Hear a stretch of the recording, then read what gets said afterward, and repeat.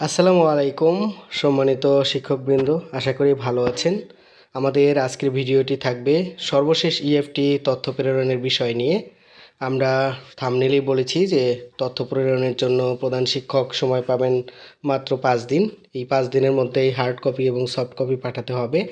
আজকে 28 নভেম্বর এই সংক্রান্ত একটি বিস্তারিত নোটিশ কিন্তু প্রকাশ করা হয়েছে। তো আমরা বাড়তি কথা না বলে প্রয়োজনীয় কথা বলার চেষ্টা করি। তথ্যগুলো পূরণ করার আগে এনআইডি সংক্রান্ত সমস্যার কথা বলতে চাই। অনেকেই মেসেজ করে বা ফেসবুকে এনআইডির কথা বলছেন যে পুরনো এনআইডি এবং স্মার্ট এনআইডি, কারো কারো হয়তো ব্যাংক অ্যাকাউন্ট পুরনো এনআইডি থেকে, আবার মোবাইল নাম্বারটা পুরনো এনআইডি থেকে, কিন্তু এমপিওকরণ হয়েছে স্মার্ট কার্ড নাম্বার দিয়ে। এই সংক্রান্ত সমস্যার ক্ষেত্রে আমরা বলতে চাই যে 10 ডিজিট বা 17 ডিজিটের যে এনআইডি, আপনি যেই এনআইডি দেন না কেন কোনো অসুবিধা নেই। এবং আপনার এনআইডি পুরনো এনআইডি নাম্বারে যে স্মার্ট কার্ড, সেই নাম্বার থাকলেও কোনো অসুবিধা নেই। এই দুইটি নাম্বারের ইন্টারফেস করা থাকবে। অর্থাৎ আপনার যদি মোবাইল নাম্বার পুরনো এনআইডি দিয়ে রেজিস্ট্রেশন করা থাকে এবং যদি এমপিওর ক্ষেত্রে বা ইএফটিতে আপনারা স্মার্ট আইডি নম্বর দেন, এই ক্ষেত্রে কোনো সমস্যা হবে না। কিন্তু একই এনআইডির হতে হবে। আপনারা মোবাইল নাম্বার চেক করার ক্ষেত্রে বলবো, যাদেরকে পুরনো নাম্বার দিয়ে এনআইডি নাম্বার দিয়ে মোবাইল নাম্বারগুলো রেজিস্ট্রেশন করা আছে, তারা কিন্তু চেক করতে পারেন। চেক করা সংক্রান্ত একটা ভিডিও আমরা দিতে পারি, অথবা 16,001 স্টার 16,001 হ্যাশ, এটাতে ক্লিক করে আপনার স্মার্ট এনআইডি, আপনার যদিও পুরনো এনআইডি দিয়ে নিবন্ধন করা সিমগুলো, সেক্ষেত্রে স্মার্ট এনআইডির শেষ 4 ডিজিট দিয়ে দেখবেন যে স্মার্ট এনআইডি নাম্বার দিয়ে দিলেও কিন্তু আপনার ফোন নাম্বার চলে আসবে। ইন্টারফেস করা থাকার কারণে এই সংক্রান্ত কোনো সমস্যা হবে না। অর্থাৎ আপনার ব্যাঙ্ক অ্যাকাউন্ট পুরনো এনআইডি দিয়ে, আবার মোবাইল নাম্বার স্মার্ট নাম্বার দিয়ে বা এমপিও স্মার্ট নাম্বার দিয়ে, এই ক্ষেত্রে কোনো সমস্যা হবে না। একই এনআইডির স্মার্ট নাম্বার দিয়ে করলে কোনো অসুবিধা নেই।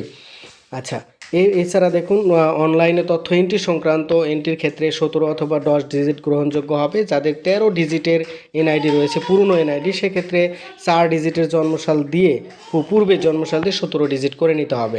শিক্ষক কর্মচারীর নাম, জন্ম তারিখ, জাতীয় পরিচয়পত্র অনুযায়ী এন্ট্রি দিতে হবে। অর্থাৎ আমি এক্ষেত্রে শর্টকাটে বলবো যে আপনারা এমপিও করার ক্ষেত্রে যে ধরনের যেভাবে নাম, তারপরে হচ্ছে যে মোবাইল নাম্বার, অন্য বিষয়গুলো পূরণ করেছেন, এগুলো সেইভাবেই পূরণ করবেন। এবং অবশ্যই কিন্তু ব্যাঙ্ক অ্যাকাউন্ট নাম্বারটি সেই ব্যাঙ্ক অ্যাকাউন্ট নাম্বার দিতে হবে যেই ব্যাঙ্ক অ্যাকাউন্ট নাম্বারে আপনারা বর্তমানে বেতন পেয়ে যাচ্ছেন। এবার হার্ড কপি ডকুমেন্ট দাখিল সংক্রান্ত, অর্থাৎ প্রতিষ্ঠান প্রধানগণ যেই হার্ড কপিগুলো প্রতিষ্ঠান প্রধানকে দাখিল করতে হবে, সেগুলো আমরা বলার চেষ্টা করছি। প্রথম হচ্ছে প্রতিষ্ঠানের সর্বশেষ এমপিও কপি দিতে হবে। অনলাইন থেকে ডাউনলোডকৃত প্রতিষ্ঠানের রিপোর্ট, কর্মরত সকল শিক্ষক কর্মচারীর স্বাক্ষর সহ, অর্থাৎ ইন্ডিভিজুয়াল শিক্ষকের ডাউনলোডকৃত হার্ড কপি, সেটাতে স্বাক্ষর নিয়ে সেটা জমা দিতে হবে। অনলাইন থেকে ডাউনলোডকৃত প্রত্যেক শিক্ষক কর্মচারীর পৃথক পৃথক রিপোর্টও দিতে হবে। শিক্ষক কর্মচারীর জাতীয় পরিচয়পত্র ফটোকপি, আপনি এক্ষেত্রে এনআইডির পুরনো ফটোকপি অথবা স্মার্ট আইডির ফটোকপি, যে কোনোটা দিলেই হবে। প্রত্যেক শিক্ষক কর্মচারী ব্যাংক চেকের কাভার পাতার ফটোকপি, অর্থাৎ যে ব্যাংক থেকে আপনারা যে ব্যাংক থেকে আপনারা বেতন পেয়ে থাকেন, সেই ব্যাংকের যে চেক রয়েছে, সেই চেকের কাভার পাতার ফটোকপি প্রতিষ্ঠান প্রদান কর্তৃক সত্যায়িত করে জমা দিতে হবে। বিশেষ দ্রষ্টব্যতে বলা হচ্ছে যে স্কুলের শিক্ষক কর্মচারীদের হার্ড কপি ডকুমেন্ট সংশ্লিষ্ট থানা বা শিক্ষা কর্মকর্তার কার্যালয়ে জমা দিতে হবে। আর কলেজের ক্ষেত্রে আঞ্চলিক কার্যালয়ে জমা দিতে হবে।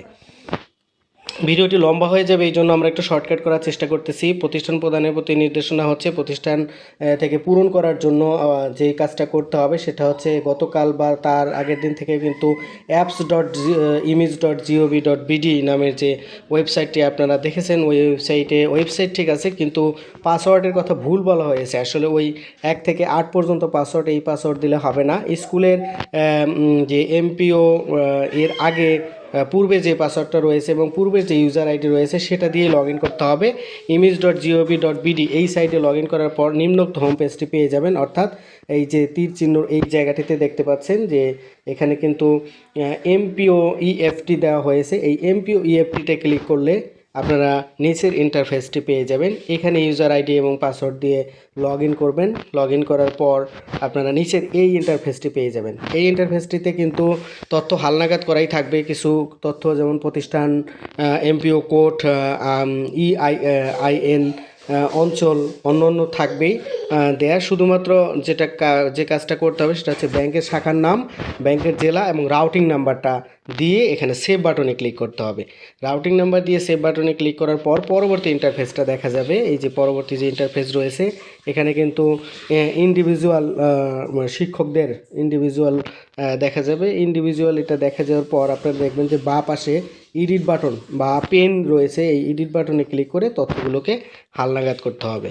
তথ্যগুলোকে হালনাগাদ করার ক্ষেত্রে কোনো একজন শিক্ষকের তথ্য হালনাগাদ করার ক্ষেত্রে ইন্ডেক্স নম্বর, নাম, পদবি, এইখানে বর্তমান অবস্থায় এখানে কর্মরত, পদত্যাগকৃত, মৃত, অস্তিত্ব নাই, সরকারিকৃত, এর মধ্যে থেকে কর্মরত অপশনটি দিয়ে সেভ বাটনে ক্লিক করতে হবে। সে কর্মরত সেভ বাটনে ক্লিক করতে হবে। পদত্যাগকৃত, মৃত বা অস্তিত্ব নাই বা সরকারিকৃত এই অপশনগুলোকে চুজ করার কোনো প্রয়োজন নেই। এরপর চিত্রে প্রদর্শিত যে বিষয়টি দেখতে পাচ্ছেন অপশনগুলো, সেই অপশনগুলো কর্মরত, পদত্যাগকৃত, মৃত, সরকারিকৃত এবং অস্তিত্ব নেই।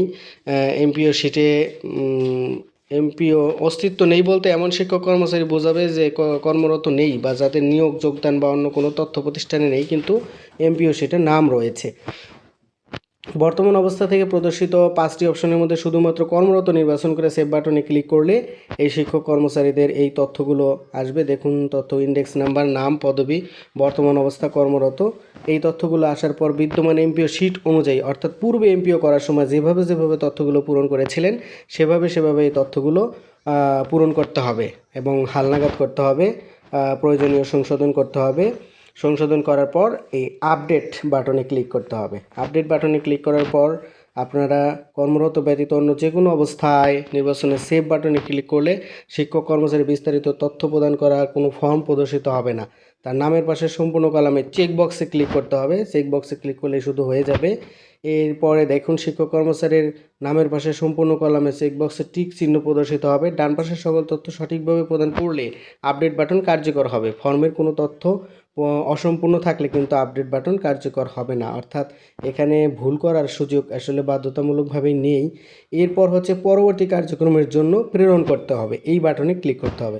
পরবর্তী কার্যক্রমের জন্য প্রেরণ করার পর আপনি দেখতে পাবেন যে আঞ্চলিক উপার্জন, জেলা, থানা ও মাধ্যমিক শিক্ষা কর্মকর্তাদের করণীয়, অর্থাৎ প্রধান শিক্ষকের কাজ শেষ। প্রধান শিক্ষকের কাজ শেষ হলে আঞ্চলিক পরিচালক, উপজেলা বা থানা মাধ্যমিক শিক্ষা কর্মকর্তা পরবর্তী কার্য সম্পন্ন করবেন। এই পরবর্তী কার্য সম্পন্ন করার জন্য কিন্তু ডিসেম্বরের 5 তারিখ পর্যন্ত সময় দেওয়া হয়েছে। আশা করি ভিডিওটি আপনাদের অনেক উপকারে আসবে, কাজে লাগবে এবং এই ভিডিওটিতে লাইক, কমেন্ট এবং সাবস্ক্রাইব করে আমাদের পাশেই থাকবেন। আপনাদের অনুপ্রেরণায়, আপনাদের আস্থাই আমাদের অনুপ্রেরণা। ভালো থাকবেন সবাই। আসসালামু আলাইকুম। সর্বশেষ বলে যাচ্ছি যে যে চিত্রটি প্রদর্শিত হচ্ছে এটা একটি স্ক্রিনশট দিয়ে রেখে দিতে পারেন। সেই ক্ষেত্রে এখানে কিন্তু আঞ্চলিক কার্যালয়ে কর্মরত প্রোগ্রামার যাদের কাছ থেকে আপনারা এই সংক্রান্ত হেল্প পেতে পারেন তাদের ইমেইল এবং হোয়াটসঅ্যাপ নাম্বার দেওয়া রয়েছে। কোনো সমস্যা থাকলে এই নাম্বারগুলোতে হোয়াটসঅ্যাপ করে আপনারা সেই সমস্যার সমাধান জেনে নিতে পারেন। সবাইকে অসংখ্য ধন্যবাদ। শুভরাত্রি।